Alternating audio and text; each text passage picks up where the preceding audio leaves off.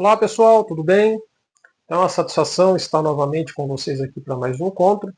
Mas antes de darmos início ao assunto de hoje, eu gostaria de dizer para vocês que parte dos conteúdos que nós disponibilizamos aqui no canal do YouTube também estarão disponíveis agora para quem quiser acessar pelo Instagram e também pelo TikTok. Então, como forma aí de difundir, de tornar esses conteúdos mais acessíveis, né, para mais pessoas, eu criei duas contas nessas duas plataformas para então parte do conteúdo que está aqui no canal também está disponível agora nessas duas plataformas. Na descrição do canal, nas informações iniciais lá, assim que você entra no canal, tem vários links lá e também junto com esses links estão os links aí para acesso diretamente aí para a plataforma, seja do Instagram, seja do TikTok. Então, acho que assim fica mais democratizado, né, o conteúdo que nós trazemos aqui, não só agora no YouTube, né, mas também parte, não estarão integralmente, mas parte do que nós trazemos aqui também estará disponível lá. Ok? E também gostaria de dizer para vocês, né, de reiterar, de fazer aquele pedido de que se gostam do conteúdo que nós trazemos aqui semanalmente, se acham o conteúdo interessante, se acham que o conteúdo é relevante, né, se faz alguma diferença para vocês, se leva vocês a enxergarem as coisas de uma outra forma ou de por uma via alternativa que não a convencional, considerem então se inscrever no canal e, além de se inscrever no canal, também enviar para seus amigos, para familiares que vocês sabem que se interessam pelo assunto, por filosofia, por literatura, né? Pelo direito, por tudo aquilo que nós trazemos aqui nesse canal. Ok? Então, dito isso, né, sem mais delongas, né, eu gostaria hoje de dizer que nós trataremos de um assunto, de um experimento muito famoso da física, né, que muitos de vocês já devem ter visto aí, já devem ter visto, melhor dizendo, seja em leitura, seja em algumas redes sociais, na internet de um modo geral. Né, estamos falando do famoso experimento do gato de Schrödinger, né, o físico austríaco. Mas antes que alguém pense que lá vem ele dar uma de coach quântico. Não é disso que se trata, correto? Então já quero deixar bem claro aqui que não vou enveredar aí pela física, ainda mais pela física quântica, né? Que é um campo de estudo aí que demanda daqueles especialistas na área um esforço mental e um empenho de uma dedicação gigantesca para compreender, né, para desvendar, né, os mistérios guardados aí as sete chaves pela natureza nesse mundo quântico, nesse mundo microscópico. Né? O que nós faremos aqui não é divagar a respeito da física quântica, mas o que nós faremos será tomar emprestado o conceito, né, do experimento do gato de Schrödinger e transportá-lo, né, para algo mais palpável, para o nosso cotidiano, para a nossa realidade macroscópica, né, para o mundo visível a olho nu e para os nossos comportamentos.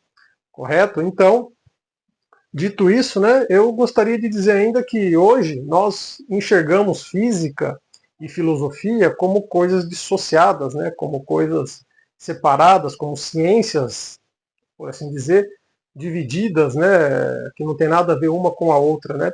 Mas no início dos tempos, né, quando isso tudo começou, era uma coisa só. Então, quem se dedicava ao estudo dos fenômenos da natureza, como a natureza funcionava, como o mundo à nossa volta funcionava, quem se dedicava a isso eram os filósofos. Tanto que a matéria-prima, por assim dizer, né, o objeto de estudo principal aqui do experimento do gato de Schrödinger foi, né, que seria o átomo, né, uma partícula uma partícula, né, atômica, né, que é a partir dela, depois, com o passar dos séculos, dos avanços, sabemos que existem partículas menores que os átomos, as partículas subatômicas, então, né, mas isso tudo começou muito antes da gente ter essa ideia de que filosofia e física são coisas diferentes. Tanto que o primeiro a propor que tudo que nós vemos ao nosso redor, no mundo macroscópico, seria composto por partículas bem pequenas, por partículas minúsculas, invisíveis a olho nu, foi um filósofo, um grego antigo, chamado Demócrito, né? Que foi ali discípulo de Leucipo. Né? Tem até um slide aqui que eu trago as considerações. Então, esse é Demócrito, né? Pelo menos uma estátua de quem teria sido Demócrito. E ele imaginou, ele deu esse conceito, foi o primeiro na história a dar esse conceito, né, de átomo, né? E átomo do grego significa ali um prefixo da palavra a, né, seria negação, e tomo, que seria corte ou partes, né, ou divisão.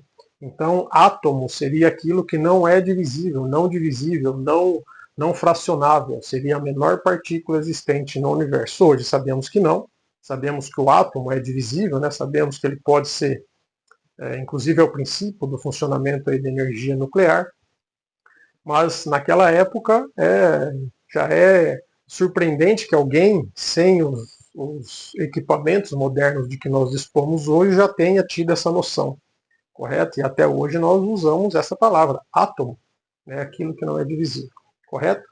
Então, dito isso, né, vamos agora dizer por que nós, entrar aí de fato para explicar o porquê que nós vamos tomar emprestado esse experimento do gato de Schrödinger para o que nós vamos analisar hoje sobre religião e sobre política. Né? Então, para isso, teremos que explicar o porquê que o experimento do gato de Schrödinger foi levado a efeito por esse físico austríaco.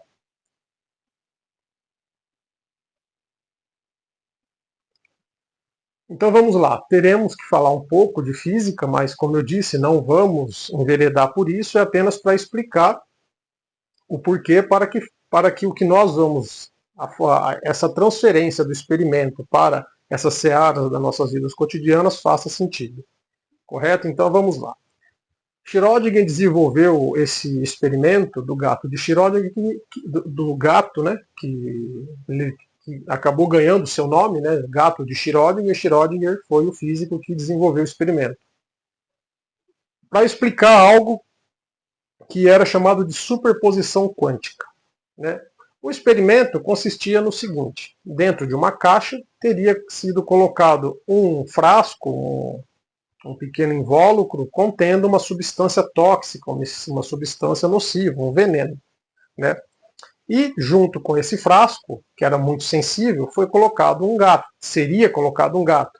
Isso foi hipotético, ele realmente não fez isso, viu, pessoal? Então, pode ficar tranquilo que nenhum gato morreu nesse experimento. Foi apenas uma ideia hipotética, né, uma forma que Schrödinger acabou desenvolvendo para explicar esse fenômeno da superposição quântica. Então, colocados lá dentro o gato, teoricamente, né, colocado o gato e esse frasco, esse invólucro contendo veneno, a caixa seria então fechada. Para o observador externo, que não tem acesso ao interior da caixa, enquanto a caixa não é reaberta, nós não sabemos se o gato rompeu o frasco, e se ele rompeu o frasco, então ele certamente deverá estar morto, né? Porque o conteúdo do frasco seria tóxico, seria venenoso, mas se ele porventura não rompeu o frasco, ao abrir a caixa, o gato estará vivo. Só que nós só podemos determinar se o gato está vivo ou morto a partir do momento que abrimos a caixa. Então, até o momento de abrirmos a caixa, nós não sabemos. Isso, esse fenômeno na física, é chamado de... O momento em que você abre a caixa e toma consciência se o gato está vivo ou morto, é chamado de colapso da função de onda. Isso porque, no período em que o experimento foi desenvolvido, os físicos contemporâneos de Schrödinger, como John von Neumann e Albert Einstein, estavam intrigados com o fenômeno da superposição quântica, que ele diz o seguinte: me desculpem os físicos, né, os especialistas da área, mas eu vou explicar aqui grosso modo, não sou da área, como eu já deixei claro. Não sou coach quântico, podem ficar tranquilos. Então, esse fenômeno, né, da mecânica quântica, da física atômica, da física subatômica, que estuda ali as partículas no mundo microscópico, é observado o seguinte, que uma partícula existe em todos os estados possíveis simultaneamente. Então, essa é a incerteza ali dentro da caixa, né? Enquanto nós não observamos se o gato está vivo ou morto, enquanto nós não abrimos a caixa, nós permanecemos na incerteza, porque o gato pode estar tanto vivo quanto morto, né? O colapso da função de onda ocorre apenas no momento da observação. Então, quando nós abrimos a caixa, a onda colapsa, a incerteza deixa de existir e nós ganhamos a consciência se o gato rompeu o invólucro e morreu ou se o gato não rompeu o invólucro e permanece vivo. Correto? O gato no experimento está tanto vivo quanto morto, ao mesmo tempo até que a caixa é aberta. Correto? Então, o que Schrödinger fez foi explicar esse colapso da função de onda, essa incerteza que permanece até que nós olhemos por nós mesmos o estado do interior da caixa, né? Ele se valeu desse experimento para explicar essa superposição da partícula, né? Essa superposição quântica, né? Que apenas que você, melhor dizendo, que você apenas consegue tomar conhecimento da real situação no momento em que você observa. Isso porque no estudo da física, né, na física, isso é observado de fato. Né, os estudiosos de física quântica observam esse comportamento das partículas, né, que elas se comportam de determinada maneira, né, de acordo com o momento em que ela é observada. Ela pode se comportar como uma partícula ou como uma onda, mas isso depende da observação. E isso é algo muito estranho, isso é algo que até hoje a própria física quântica, né, os estudiosos desse campo, ainda não tem uma explicação definitiva para isso. Claro que esperamos que um dia cheguemos a isso. Existem até debates bastante calorosos, né, a respeito disso, que o ato de enxergar a partícula naquele momento, para saber se ela é onda ou se ela é partícula, dependeria ou não do observador ser de fato um observador consciente, ou se seria apenas uma interação que ocorre naturalmente no meio com a partícula. Então isso está indefinido, está em aberto ainda na física, correto? Mas não é isso que nos interessa aqui. O que nos interessa aqui, de fato, esse empréstimo que nós fizemos do experimento do gato de Schrödinger para aplicá-lo a outros conceitos do mundo macroscópico, do nosso cotidiano, reside apenas no fato da observação. Né? Apenas reside no fato de termos a coragem de abrir a caixa, seja no aspecto religioso, seja no aspecto político. Isso porque nesses dois campos da vida humana, nessas duas searas da vida humana, seja nas religiões, seja na política, via de regra, somos levados a não questionar. Somos movidos pela paixão, somos dogmatizados por autoridades, sejam elas clericais, sejam elas figuras políticas renomadas. Né? Isso nos leva ao que um grande filósofo alemão, Friedrich Nietzsche, expôs em sua obra Assim Falou Zaratustra, como o efeito de rebanho ou o efeito de manada, né? Que seria aquele nosso comportamento de seguir cegamente, né, o comportamento dos demais. E nessa obra, Assim Falou Zaratustra, ele ilustrou isso na figura do vizinho, né, daquele que seria numa crítica que ele fez, melhor dizendo, no que nós costumamos dizer falar de amor ao próximo. Né? Talvez por isso Nietzsche fosse um grande opositor ali das religiões institucionalizadas, Isso talvez tenha rendido a ele, talvez não, certamente isso rendeu a ele aí o título de niilista, né? Ficou conhecido aí como niilista, mas um estudo mais aprofundado de suas obras e de sua vida mostra que ele não era niilista, ele não negava a existência de Deus. A crítica dele era contra as religiões institucionalizadas, dogmatizadas. Porque para Nietzsche esse dogma, essa dependência que nós temos de autoridades clericais para nos dizer a verdade, nos retira a oportunidade de ver por nós mesmos, de buscar verdades por nós mesmos, de experimentar por nós mesmos e chegar às nossas próprias verdades. Certo? Então, nesse sentido, a obra de Nietzsche, assim falou Zaratustra, né, como quando ele fala ali do vizinho, né, que o vizinho seria, na verdade, uma fuga de nós mesmos. Nós buscamos no vizinho, buscamos no outro, a confirmação das nossas próprias crenças. E isso se torna um ciclo vicioso, porque o vizinho também confirma as crenças dele em mim. Correto? Então, esse efeito de manada, esse efeito de rebanho, de pensamento de rebanho, é algo de que tanto a política quanto as religiões se valem para arrebanhar seguidores, para arrebanhar adeptos, para suas ideologias ou para suas crenças. Correto? E qual a única forma que nós temos, então, de nos libertar desse efeito manada ou desse efeito de rebanho que tanto nas religiões quanto na política acontece aí hoje em dia ficou comum falar, né? Ficou bastante difundido aí a você falar em bolhas, né? Bolhas ideológicas. Então é justamente isso. E é o que nós vamos ver no nosso próximo slide.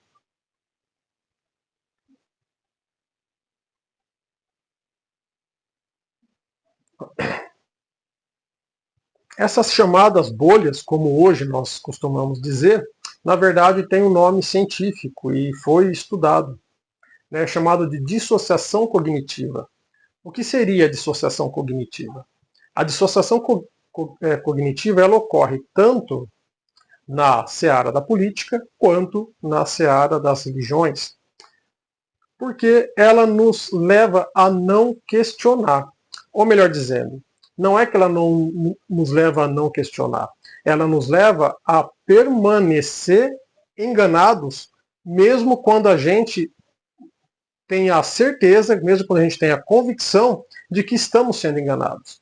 Ela faz com que nós permaneçamos seguidores de determinada religião, mesmo quando a gente internamente coloca em xeque os dogmas que são professados por aquela religião, por aquela crença, né, por aquela determinada denominação religiosa, ou melhor, por aquela determinada instituição religiosa, pelos clérigos de determinada instituição religiosa. Né? E também na política. Mesmo quando nós estamos diante de evidências cabais ali seja de corrupção, seja de um governo deficiente, seja do que quer que seja aí que a gente vê estampado cotidianamente nas notícias de jornal, né, nas manchetes, nas redes sociais, nos telejornais envolvendo políticos, mesmo quando esse tipo de notícia vem à tona e é comprovado por meio de investigações, ainda assim nós permanecemos adeptos. Muitos de nós permanecemos adeptos e defensores de determinadas figuras políticas ou de determinadas ideologias políticas. E por que isso acontece? Essa permanência, mesmo diante dos dogmas religiosos terem se tornado falsos, ou mesmo diante da ideologia política ter se mostrado corrupta ou ineficiente, essa permanência como fiéis ou como correligionários ou como militantes de determinada corrente é o que nós chamamos de dissociação cognitiva. E esse é um fenômeno psicológico que ocorre por quê? Porque é muito difícil para nós, enquanto seres humanos, aceitarmos que fomos ingênuos. A dor da aceitação, a dor de vir a público ou de confessar para um vizinho, para um familiar, ou para quem quer, ou para nós mesmos que fomos enganados, que nos deixamos ser enganados, que fomos ingênuos com relação àquela religião ou com aquela instituição religiosa, ou que fomos ingênuos em relação a determinado político ou a determinada ideologia política, essa sensação de ter sido enganado, ela é muito mais dolorosa para nós mesmos, inconsciente, no nível até inconsciente, ela é tão insuportável, né, que a gente prefere permanecer no erro. Então permanecemos defensores de ideologias erradas, que se revelaram errôneas, né, e permanecemos também crentes, ou pelo menos demonstramos que permanecemos crentes de determinada fé, de determinada instituição religiosa, de determinado dogma religioso, porque esse auto-engano e o engano que nós promovemos aos demais, à nossa volta, que nós demonstramos, ele é menos doloroso do que assumir que fomos enganados.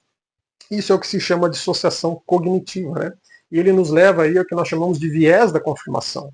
Porque quando nós não queremos aceitar essa dor de termos sido enganados, né, nós buscamos a confirmação nos outros. E isso nos remete de volta a Nietzsche, que é o efeito rebanho. Por isso que tanto religiões, quanto instituições religiosas, quanto dogmas religiosos, elas se fecham ali em suas bolhas, como se convencionou chamar hoje em dia, né? Você só conversa com pessoas que são adeptas dessas mesmas crenças religiosas ou que são militantes dessas mesmas crenças, melhor dizendo, dessas mesmas ideologias ou desses mesmos políticos. Porque um confirma aquilo que o outro já quer acreditar. Correto? Então se torna esse ciclo vicioso, que é chamado de viés da confirmação, que ele decorre da dissociação cognitiva, ele decorre dessa dor que nós sentimos de termos nos deixado enganar. Isso porque nós costumamos, normalmente, nós temos de nós mesmos uma impressão mais elevada, um conceito mais elevado do que realmente nos é merecido, né? Então, nós sempre acreditamos que somos sagazes e que não nos deixamos enganar, que somos inteligentes o suficiente, né? Que não somos inocentes a ponto de nos deixar levar por mentiras, por falsas crenças ou por discursos ideológicos populistas, né? Mas, no final das contas, a gente percebe que isso acontece com muita frequência. E a dor de assumir que nós nos deixamos levar, por essas coisas, ela é muito maior do que permanecer no erro. E é aqui que entra o gato de Schrödinger. Né? Por quê? Qual a única forma de escaparmos disso? É abrirmos a caixa de fato. É termos a coragem de abrir a caixa de fato. E ao abrirmos a caixa de fato é que nós teremos a convicção se aquelas crenças são verdadeiras ou se elas são falsas, se aquela ideologia é merecedora de todo o crédito que eu dou a ela, se aquele determinado político é merecedor do voto que eu vou confiar a ele ou não. Para isso temos que ter a coragem de abrir a caixa. Mas uma vez aberta a caixa, nós temos que ter a coragem maior ainda de suportar a dor e não entrar no estado de dissociação cognitiva. Correto? E realmente permitir que a onda colapse. E é nesse momento que a onda deve colapsar. E o colapso da onda é justamente ganhar a consciência e ter a coragem de dizer que isso não me serve mais. Eu não vou mais seguir esse dogma porque ele se revelou falso. Ele nunca foi verdadeiro. Essa ideologia política, do mesmo modo, ela nunca foi digna, ou determinado político nunca foi digno da minha confiança. É nesse momento que a onda colapsa, que eu tenho contato ali com a realidade, é que eu preciso ter a coragem de não entrar nesse estado de dissociação cognitiva e dar o passo adiante, que é simplesmente me desvincular disso e buscar a verdade por mim mesmo, porque todos nós podemos fazer isso. Só temos que ter a coragem de sair do rebanho, né, de não buscarmos a confirmação de nossas falsas crenças, de nossas falsas ideologias no vizinho, como Nietzsche coloca, né, que ele seria uma projeção de nós mesmos, e seguirmos adiante, buscarmos um outro caminho. Correto?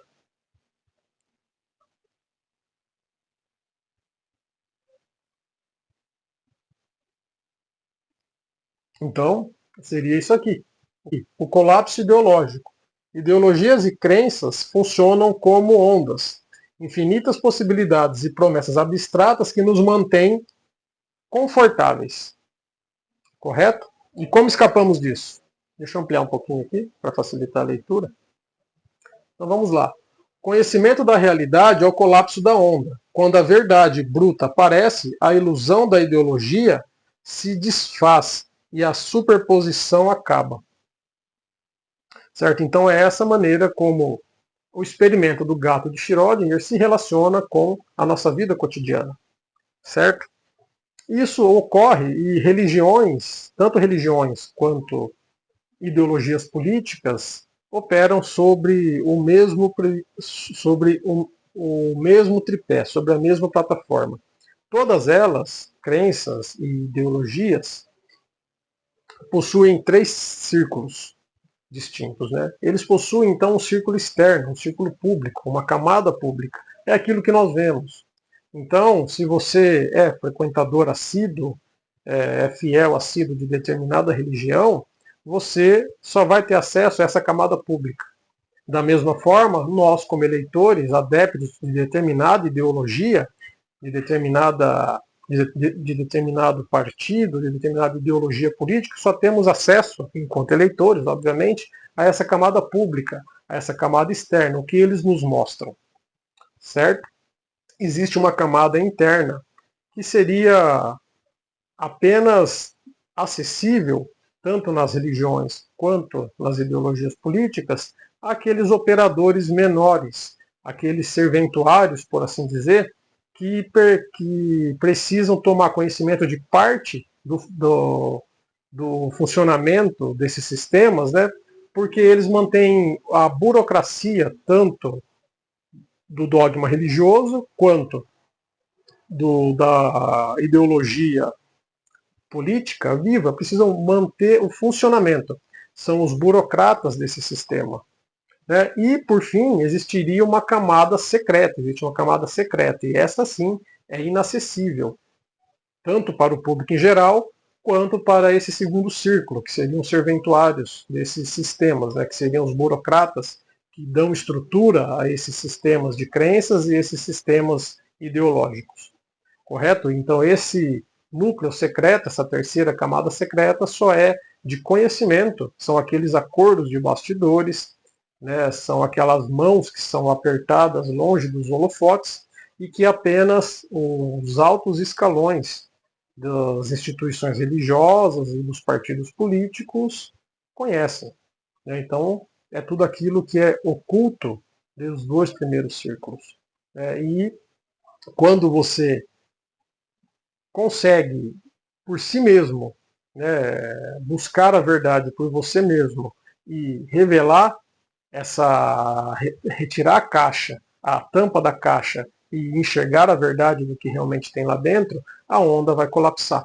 Mas para isso é preciso, mas isso requer coragem, ok? Então, vou deixar aqui para vocês ao final ainda a bibliografia do que eu utilizei, né? De que eu me vali para trazer o conteúdo desse domingo para vocês. Então, espero que tenham gostado. Espero não ter ficado muito confuso, afinal de contas tivemos que trazer alguns conceitos da física aí, os quais eu também confesso não domino inteiramente. Precisei, obviamente, ali estudar um pouco a respeito para fazer essa correlação. Espero que tenha feito sentido para vocês e desejo a todos um ótimo domingo e uma ótima semana vindoura. Até o nosso próximo encontro. Tchau.